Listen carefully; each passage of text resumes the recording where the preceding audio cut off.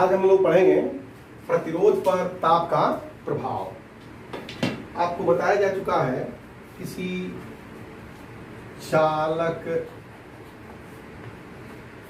तार का प्रतिरोध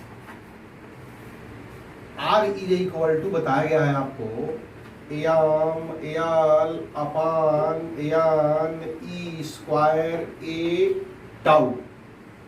किसी एक चालक के लिए m l n e square A constant रहता है।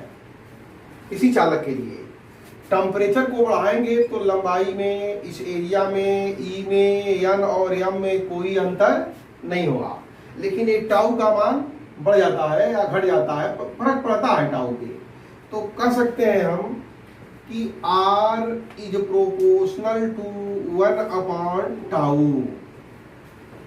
R इज प्रोपोर्शनल क्योंकि याम एल एन ई स्क्वायर ये सब क्या रहेंगे, कांस्टेंट रहेंगे एक किसी चालक तार के लिए। और हम जानते हैं श्रांत, इसका नाम है श्रांतिकाल। ताप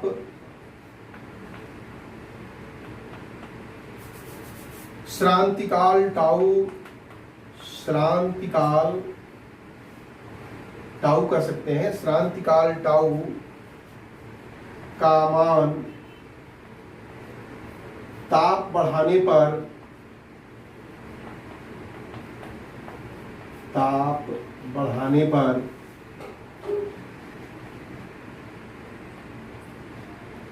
घटता है। क्योंकि ताप बढ़ाने पर घटता है। क्यों घटता है? क्योंकि टाउ बराबर होता है lambda upon v r m s. तो टाउ में और टेम्परेचर में अभी रिलेशन नहीं मिला, लेकिन देखिए यहां पे परंतु वी आर एम एस ताप T के वर्गमूल के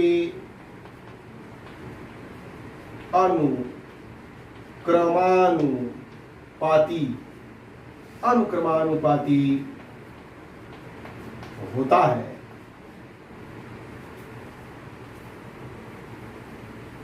अर्थात v r m s is proportional to under root t. Temperature बढ़ेगा तो वर्ग माध्य मूल वेग भी बढ़ेगा। अब वर्ग माध्य मूल वेग बढ़ेगा तो श्रांतिकाल टाउ घटेगा, और श्रांतिकाल टाउ घटेगा तो प्रतिरोध बढ़ेगा। देखिए यहां से पकड़िए, टेम्परेचर के बढ़ने से, यहां पर ऐसे लिखते हैं, टेम्परेचर के बढ़ने से वी आर एम एस बढ़ता है, और वी आर एम एस के बढ़ने से टाउ का मान घटता है, और टाउ के मान के घटने से प्रतिरोध का मान बढ़ता है। तो डायरेक्ट हम कह सकते हैं टेम्परेचर को बढ़ाने पर प्रतिरोध बढ़ता है, टेम्परेचर को घटाने पर प्रतिरोध घटता है। तो एक लाइन में कह सकते हैं किसी चालक का ताप बढ़ाने पर, किसी चालक का ताप बढ़ाने पर प्रतिरोध बढ़ता है, प्रतिरोध बढ़ता है। अब प्रतिरोध कितना बढ़ेगा, इसके लिए हम एक फार्मूला डिराइव कर रहे हैं। देखिए, किसी, ये तो हमें क्लियर हो गया, किसी चालक का ताप बढ़ाने पर प्रतिरोध बढ़ता है। हम मान लेते हैं, माना 0 डिग्री सेंटीग्रेड, माना 0 डिग्री सेंटीग्रेड तथा T डिग्री सेंटीग्रेड पर किसी चालक का प्रतिरोध R0 तथा आर टी है, ऐसे हमने मान लिया। आर जीरो तथा आर टी है, इसलिए आर टी बराबर होता है r zero into 1 plus alpha t. R t बराबर r zero 1 plus a alpha t न लिख करके इसको चाहे तो हम डेल्टा टी भी लिख सकते हैं। और डेल्टा टी का मतलब होता है तापांतर। कितना तापांतर है? 0 से लेकर के टी तक, यानी टी माइनस 0, यानी डेल्टा टी बराबर क्या लिखा जा सकता है? टी। तो टी लिखिए या डेल्टा टी लिखिए, ये ध्यान रखना पड़ेगा आपको। कहीं कहीं पर टी लिखा है, कहीं कहीं पर डेल्टा टी लिखा है। इन दोनों के ताप में क्या है? अंतर है। जहां अल्फा, नोट कर लीजिए इसको,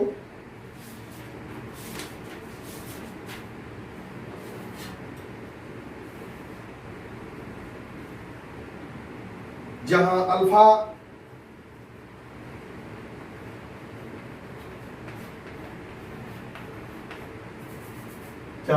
चालक के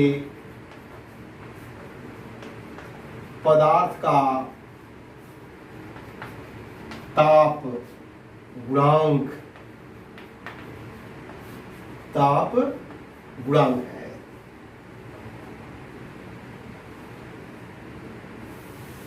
अब यहां से देखिए अल्फा बराबर क्या हो सकता है, नोट करते रहिए। इसको अगर ब्रैकेट को तोड़ दें, इसको आगे बढ़ाएं, तो यह होगा आर टी बराबर r zero plus r zero alpha t, या इसको लिख सकते हैं, इसको समीकरण नंबर 1 कर दें तो कोई दिक्कत नहीं है। और इसको छोड़ दीजिए, इसे इसको लिख सकते हैं r t minus r zero बराबर आर जीरो अल्फा टी, इसको कर दे रहे हैं समीकरण नंबर 2। यहां से अल्फा इज इक्वल टू क्या हो जाएगा? देखिए alpha is equal to r t minus r zero बटे आर जीरो टी। ऐसे देखिए, जहां अल्फा क्या है? चालक के पदार्थ का ताप गुणांक है। तो ताप गुणांक की परिभाषा देखिए हम कैसे निकाल रहे हैं। हम मान लेते हैं यदि आर जीरो बराबर 1 ओम, 0 डिग्री सेंटीग्रेड पर उसका जो प्रतिरोध है वो 1 ओम है, और T बराबर 1 डिग्री सेंटीग्रेड, जो टेम्परेचर है वो 1 डिग्री सेंटीग्रेड इंक्रीज किया गया है, यानी डेल्टा टी भी कर सकते हैं, इसको डेल्टा टी भी कर सकते हैं। डेल्टा टी बराबर 1 डिग्री सेंटीग्रेड, टी लिखिए या डेल्टा टी लिखिए, 1 डिग्री सेंटीग्रेड। तो अगर आर जीरो की जगह पर 1 लिख दें, 1 ओम, और टी के जगह पर 1 लिख दें, इसके जगह पर 1 लिख दें, तो अल्फा बराबर आएगा r t minus r zero, यानी टी डिग्री टेम्परेचर पर जो प्रतिरोध है उसमें से किसको घटाना है? 1 डिग्री, यानी 0 डिग्री सेंटीग्रेड पे प्रतिरोध को घटाना है। तो इसकी परिभाषा देखिए क्या मिलती है, ऐसे ताप गुणांक की परिभाषा नोट कर लीजिए। यदि किसी चालक तार का, यदि किसी चालक तार का 0 डिग्री सेंटीग्रेड पर प्रतिरोध 1 ओम, यदि किसी चालक तार का 0 डिग्री सेंटीग्रेड पर प्रतिरोध 1 ओम, तब उसके ताप में 1 ओम हो, तब उसके ताप में 1 डिग्री सेंटीग्रेड की वृद्धि करने पर, 1 डिग्री सेंटीग्रेड की वृद्धि करने पर उसके वैद्युत प्रतिरोध में, उसके वैद्युत प्रतिरोध में होने वाली वृद्धि, वैद्युत प्रतिरोध में होने वाली वृद्धि उस पदार्थ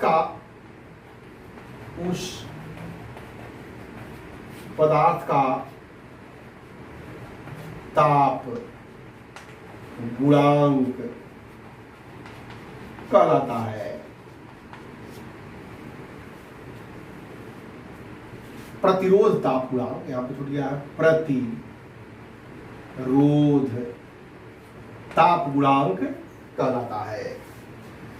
अब देखिए इसका मात्रक क्या होगा, ऊपर प्रतिरोध नीचे प्रतिरोध कैंसिल, और इसका मात्रक प्रति डिग्री सेंटीग्रेड होता है। देखिए यहां पे ए भी प्रतिरोध का मात्रक, ये भी प्रतिरोध में से प्रतिरोध गया, प्रतिरोध यानी ओम, R0 का मात्रक, प्रतिरोध का मात्रक ओम, टेम्परेचर का मात्रक डिग्री सेंटीग्रेड, ओम से ओम कट गया, प्रति डिग्री सेंटीग्रेड होता है। इस फार्मूला को याद रखना है आपको, 0 डिग्री सेंटीग्रेड पर और 100 डिग्री से और T डिग्री सेंटीग्रेड पर। ऐसे देखिए, ऐसे आप चाहें तो यहां पर नोट कर लें, 3 चीज नोट करें। नोट में लिख सकते हैं ऐसे आप, 0 डिग्री सेंटीग्रेड तथा T डिग्री सेंटीग्रेड पर प्रतिरोध R0 तथा RT है, तो क्या फार्मूला बना था, RT बराबर R0 1 plus alpha into T कहिए चाहे डेल्टा टी कह लीजिए, कोई दिक्कत नहीं है, डेल्टा टी ही होता है। इन दोनों के टेम्परेचर में अंतर, ये नंबर 1 है। अगर इसी फार्मूला को लिखना हो ऐसे तो लिख सकते हैं, T1 डिग्री सेंटीग्रेड तथा T2 डिग्री सेंटीग्रेड पर प्रतिरोध R1 व R2 हो तो क्या लिखेंगे इसको, R2 बराबर R0 1 प्लस अल्फा, अब ब्रैकेट में T2 माइनस T1, ब्रैकेट में हो जाएगा T2 माइनस T1, क्योंकि यहां पर T में से 0 घटता है तो T लिख देते हैं, और यहां पर T2 में से T1 घटेगा तो लिखेंगे T2 माइनस T1। इस फार्मूला की जरूरत कभी कभी पड़ती है, अभी न्यूमेरिकल बताएंगे आप लोगों को। इसको ऐसे भी लिख सकते हैं, R2 इक्वल टू R1 होगा, 1 है, क्योंकि T1 और T2 R1 और R2। R2 इक्वल टू लिख सकते हैं, R1 ब्रैकेट को तोड़ा जाए plus R1 alpha T2 minus T1। अगर यहां से अल्फा की वैल्यू निकालनी हो तो लिख सकते हैं ऐसे, देखिए कैसे, इसको इधर लाएंगे तो यह हो जाएगा R2 माइनस R1, और भाग दे देंगे तो क्या होगा, R1 T2 माइनस T1। इस फार्मूला की भी जरूरत पड़ती है, कभी कभी इस पर भी न्यूमेरिकल्स आते हैं। नंबर 1, नंबर 2 इसको नोट कर लीजिए। अब देखिए नंबर 3,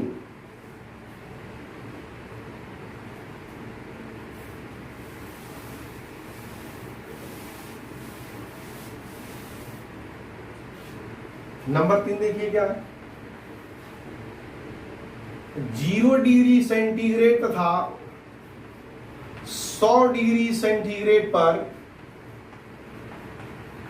प्रतिरोध, 0 डिग्री सेंटीग्रेड तथा 100 डिग्री सेंटीग्रेड पर प्रतिरोध क्या लिखेंगे, R0 तथा R100 हो तो, R100 हो तो क्या होगा, R100 होगा तो लिखेंगे यहां पर R100 minus R0 into 1 plus alpha, और डेल्टा टी के जगह पर यानी 100 माइनस 0, यहां पर T2 माइनस T1, यहाँ 100 माइनस 0, यानी 100 माइनस पहले 0 लिख ही दे रहे हैं एक बार, ऐसे 100 माइनस 0, तो इसको ऐसे भी लिख सकते हैं, R100 minus R0 1 plus alpha into 100, ये याद रहना चाहिए। ये इक्वल टू है, निगेटिव लगा दिए थे, इज इक्वल टू है। अब इसको हम चाहें तो इसको ऐसे भी लिख सकते हैं, देखिए फार्मूला और बन रहा है, इस ब्रैकेट को तोड़ा जाए तो R100 is equal to R0 plus R0 alpha 100, या कह सकते हैं इसको R100 माइनस R0 बराबर R0 अल्फा 100। इसको कर दे रहे हैं समीकरण नंबर 1। और नोट में जो 1 था याद करिए, 0 डिग्री सेंटीग्रेड तथा T डिग्री सेंटीग्रेड पर प्रतिरोध R0 व RT हो तो इसी फार्मूला को ऐसे लिखिए, क्या लिखेंगे, RT बराबर R0 1 plus alpha T, T minus 100, T minus 0, तो T माइनस 0 के जगह पर क्या लिखा हमने, T। इस ब्रैकेट को अगर तोड़ा जाए, इस ब्रैकेट को भी तोड़ा जाए तो यहां तक हम मिटा दे रहे हैं, ये यहां तक, इसकी जरूरत पड़ेगी। इसको तोड़ेंगे तो क्या आएगा, देखिए RT is equal to R0 plus R0 alpha T। Bracket को तोड़ा गया, अब इसको इधर लाए तो RT माइनस R0 बराबर R0 अल्फा T। इसको हम समीकरण नंबर 2 मान ले रहे हैं। ये समीकरण नंबर 1 है और ये समीकरण नंबर 2 है। समीकरण 2 में समीकरण 1 से भाग देने पर, समीकरण 2 में समीकरण 1 से भाग देने पर, जब भाग देंगे तो देखिए RT माइनस R0 अपान नीचे हो जाएगा R100 माइनस R0, और यहां पर होगा समीकरण नंबर 1 पहले लिखते हैं R0 अल्फा T, और नीचे होगा R0 अल्फा 100। तो R0 अल्फा है, R0 अल्फा से R0 अल्फा कैंसिल हो जाएगा, और एक देखिए नया फार्मूला बन गया। नया फार्मूला T इक्वल टू क्या निकल गया, T is equal to, T लिखेंगे इसे RT माइनस R0 बटे R100 माइनस R0 इंटू 100। इस फार्मूला को याद रहना चाहिए। इस फार्मूले पर न्यूमेरिकल्स आते हैं, ये फार्मूला याद होना चाहिए। और जनरल फार्मूला जो है RT बराबर R0 1 प्लस अल्फा T। अगर T1 T2 की बात करें तो R2 बराबर R1 1 plus alpha T2 minus T1। ये सब फार्मूला सभी कई तरह के हैं, इन सबों को याद होना चाहिए। इस पर बहुत से न्यूमेरिकल्स आते हैं। इस पर जो है 2 न्यूमेरिकल हम लोग हल भी करेंगे, अभी बताते हैं कैसे इस पर न्यूमेरिकल आप हल करेंगे। इसको आप अच्छी तरह से नोट कर लीजिए। देखिए क्वेश्चन नोट करिए आप लोग। प्लेटिनम प्रतिरोध तापमापी के तार का प्रतिरोध हिमांक पर, हिमांक का मतलब होता है freezing point, 0 degree centigrade. 0 degree centigrade direct न लिख करके लिखा है हिमांक पर 10 ओम, तथा भाप बिंदु, स्टीम बनता है 100 डिग्री सेंटीग्रेड पर, तो लिखा है भाप बिंदु 12 ओम है। जब तापमापी को किसी तप्त द्रव के भीतर प्रविष्ट कराया जाता है तो प्लेटिनम तार का प्रतिरोध 11 ओम रहता है। तप्त द्रव के ताप की गणना कीजिए। तो देखिए यहाँ पर हिमांक का मतलब 0 होता है। क्या क्या दिया है, 0 डिग्री सेंटीग्रेड पर प्रतिरोध R0 बराबर 10 ओम, और भाप बिंदु का मतलब 100 डिग्री सेंटीग्रेड पर प्रतिरोध R100 बराबर 12 ओम। कह रहा है कि वह टेम्परेचर ज्ञात कीजिए जिस पर प्रतिरोध RT बराबर 11 ओम है। कह रहा है उस टेम्परेचर की गणना कीजिए। कह रहा है कि उस थर्मामीटर को, उस तापमापी को एक तप्त द्रव के अंदर जब डालते हैं तो उसका प्रतिरोध बता रहा है 11 ओम, तो बताइए उसका टेम्परेचर कितना है। एक फार्मूला हम आपको बताए हैं, याद रखिए हमेशा, स्मॉल t बराबर होता है RT माइनस R0 अपान R100 माइनस R0 गुणे 100। यह फार्मूला आपको याद रखना पड़ेगा। आर टी का मान 11, तो यहां लिखेंगे 11 माइनस आर 0 का मान 10, आर 100 का मान 12 माइनस 10, आई इंटू यहां कर देंगे 100। 11 में से 10 निकलेगा 1 इंटू 100, और नीचे 12 माइनस 10 2, आंसर आ जाएगा 50 डिग्री सेंटीग्रेड। यानी उस तप्त द्रव का टेम्परेचर 50 डिग्री सेंटीग्रेड होगा। इसको आप लोग नोट कर लीजिए।